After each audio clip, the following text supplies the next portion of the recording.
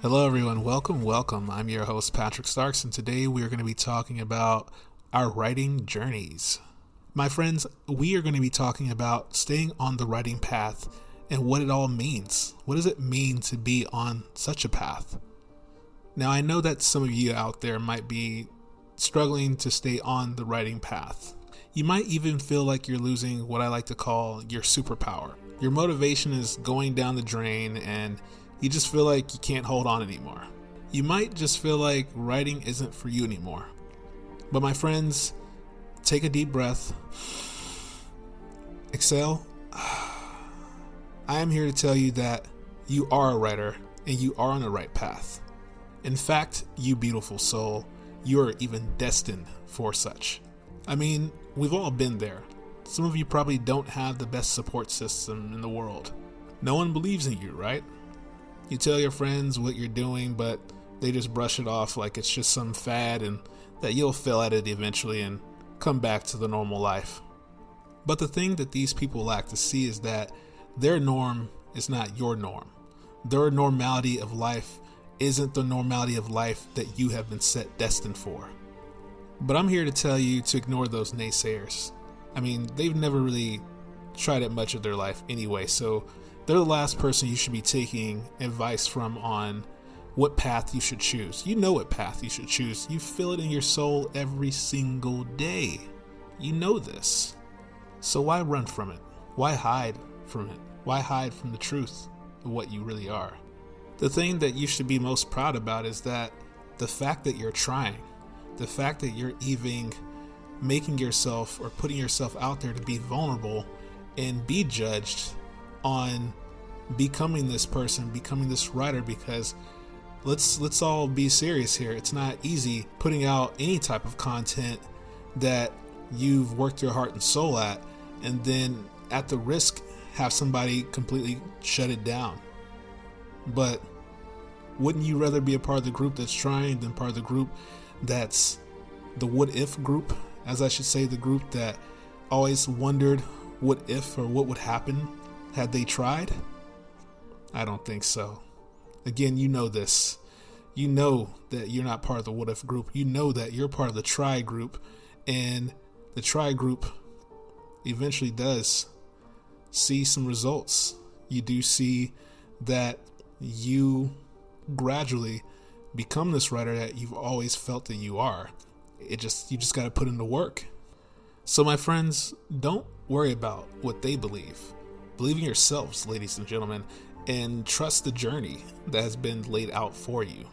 Do not allow these naysayers, these negative-minded people, to take away from you the very thing you enjoy.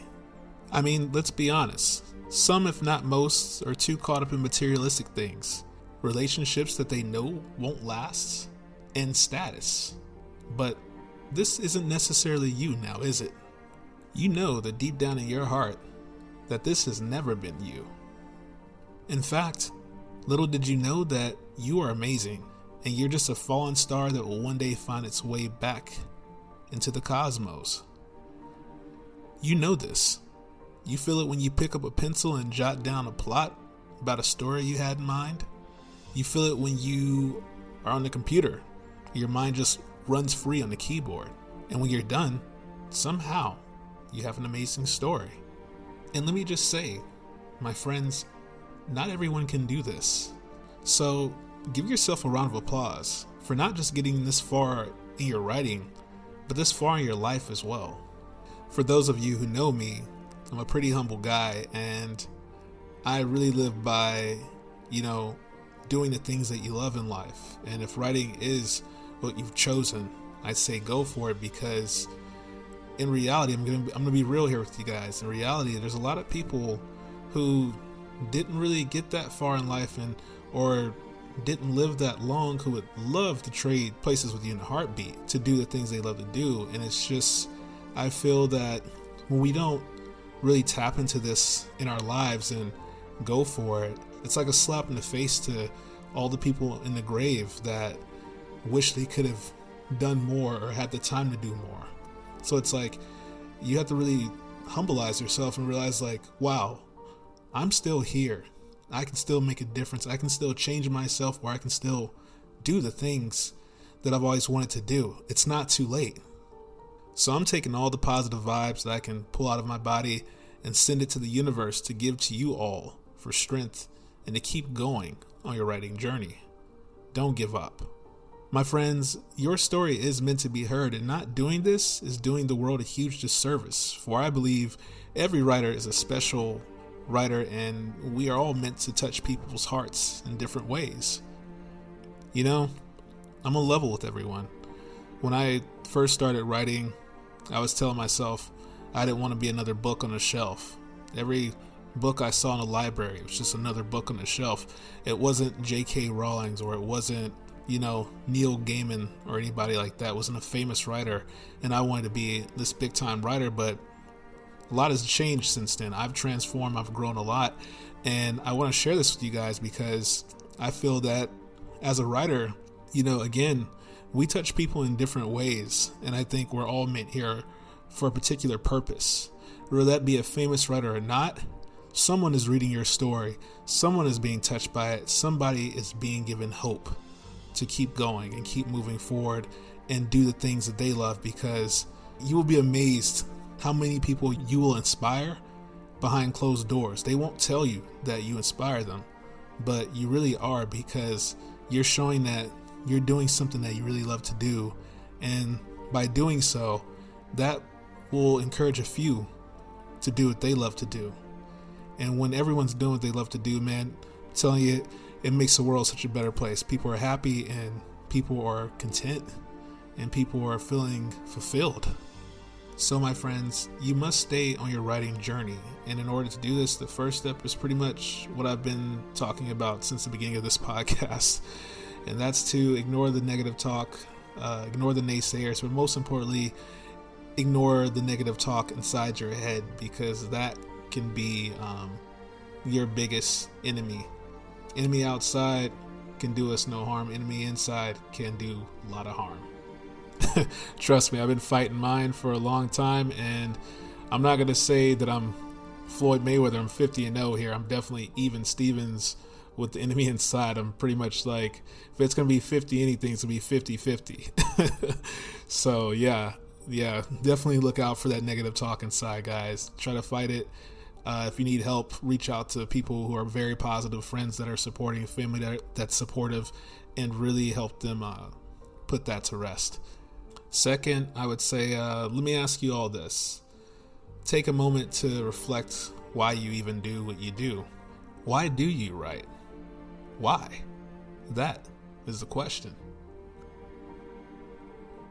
Okay then, now that you have this, I want you all to write this down on a sticky note and tape it to the mirror of your bathroom. And no, it doesn't have to be now, but whenever you have the time, I'd like for you guys to do this. Trust me, you're going to be happy with the results.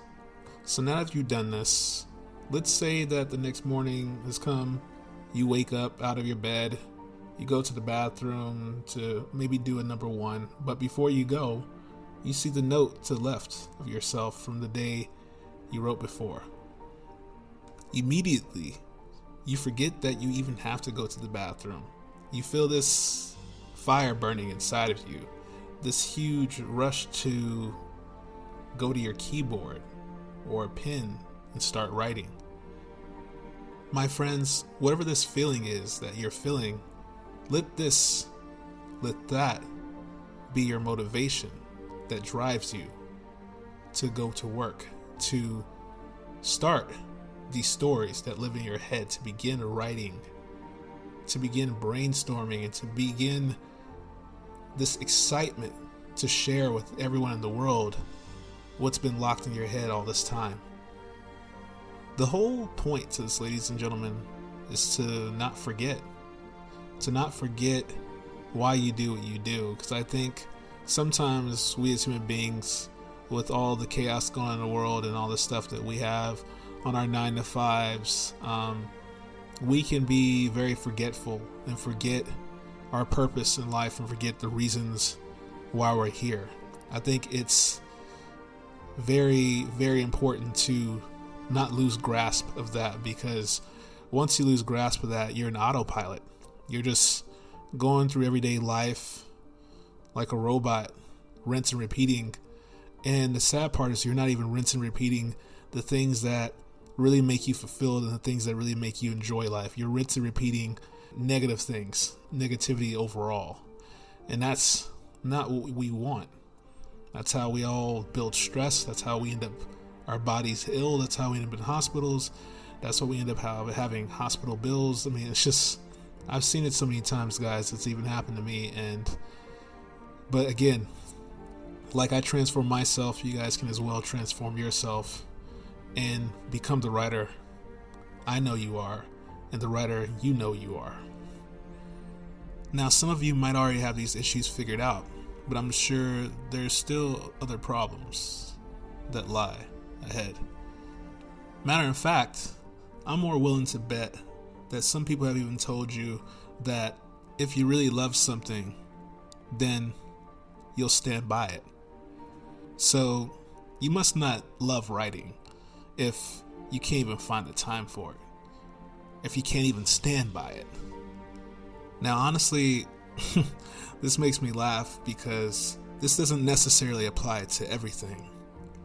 Relationships, yes, but for the things that are part of you, part of your soul, part of your DNA, well, it's a little hard to find time for something when you're being pulled by the vampires out there, stealing your energy only so that they can get a step forward.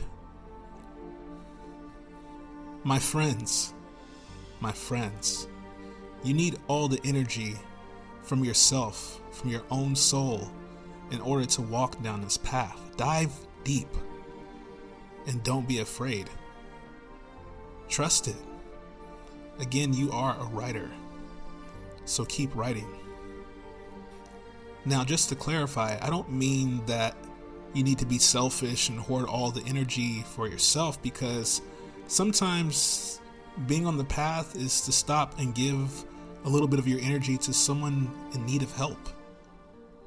When I said that your writing was a superpower, I also meant that as you hold this superpower, you also have a responsibility as a superhero. So with you writing, or even stopping to help another aspiring writer, is, my friends, the greatest bliss you will get in this world. I promise you. You will feel like you are floating, as if all the weight has been lifted off of your shoulders. So much, in fact, that you will feel you can almost write your story into the sky for even other galaxies to see. So, my friends, last but not least, go out there, anywhere you need to go. Write. Write unto your heart's content. Listen to the voices in your head. Let it pour onto the page like pasta.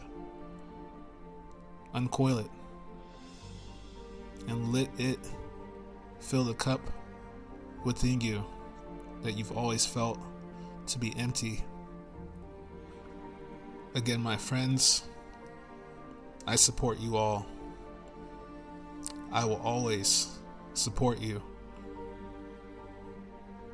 Just make me one promise. Keep writing. Don't stop. And it doesn't even have to be writing. Whatever you're doing, just keep at it. And most importantly, become a child again. Imagine, my friends. Be one. And I'll talk to you guys again soon.